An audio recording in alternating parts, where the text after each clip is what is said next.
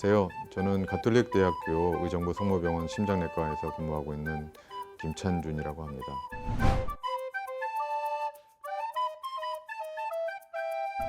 오늘은 여러분들이 막연하게 어렵게 생각하고 있는 순환기 내과와 여러분들이 친해져야 되는 이유들에 대해서 말씀드리도록 하겠습니다.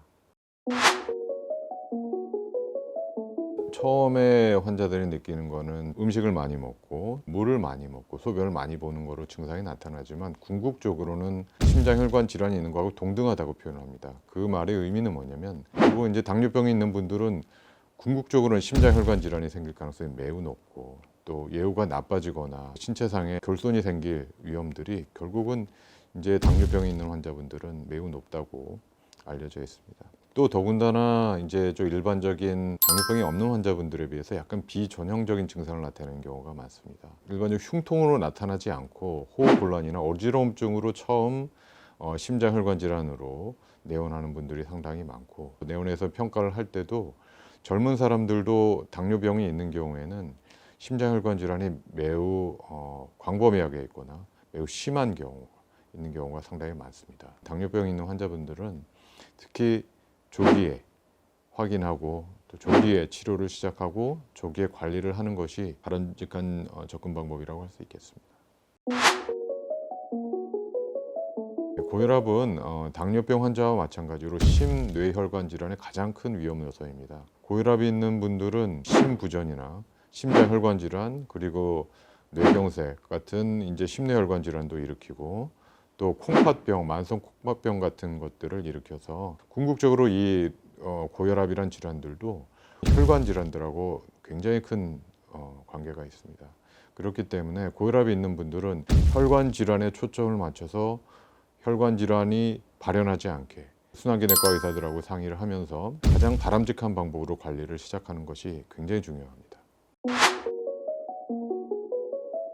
고지혈증은 앞서 말씀드린 몇 가지 위험 요소들, 당뇨하고 고혈압과 마찬가지로 혈관 질환들의 가장 큰 요소입니다. 그렇기 때문에 평소에 건강검진을 포함한 건강을 체크할 수 있는 그런 상황에서 콜레스테롤이 높을 수 있는 상황, 고지혈증이 있는지 확인하는 것이 꼭 필요하다고 할 수 있겠습니다.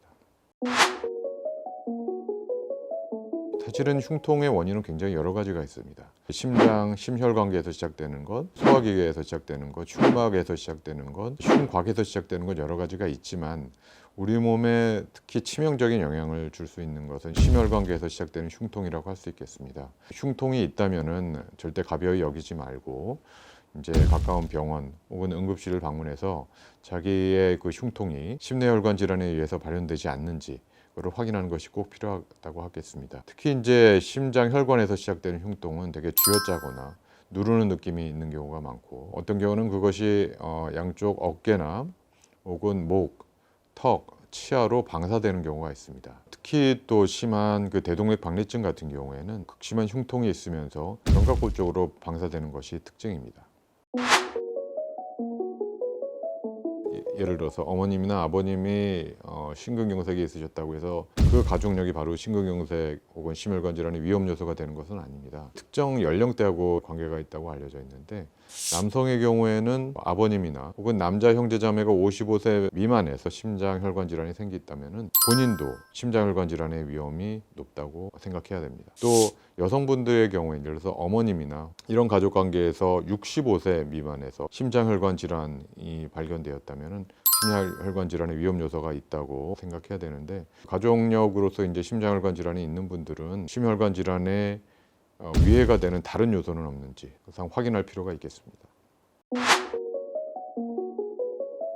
비만이 어떤 병이라고 여겨지게 된 것은 얼마 되진 않았습니다. 그 중에서도 특히 이제 복부 지방 같은 경우에, 복부 비만 같은 경우에는 심혈관 질환, 그리고 당의 조절, 인슐린의 감수성, 이런 것하고 관계가 있다고 알려지면서 심혈관 질환을 포함한 많은 혈관 질환들하고 관계가 있다고 알려져 있습니다. 우리가 이제 일반적으로 비만이라고 이제 사람을 진단을 할 때는 체질량 지수를 따지게 되는데, 자기 몸무게를 이제 자기 키의 제곱으로 나눠서 그것이 25 이상이 되면은 이제 비만이라고 평가를 합니다. 그리고 비만이 있는 분들은 그 자체가 심혈관 질환의 위험 요소라는 것을 알고 체중을 줄이려고 노력함과 동시에 심혈관 질환에 도움이 되는 많은 생활 습관을 유지하고 또 반대로 해가 되는 생활 습관은 제거하도록 노력해야 될 것입니다.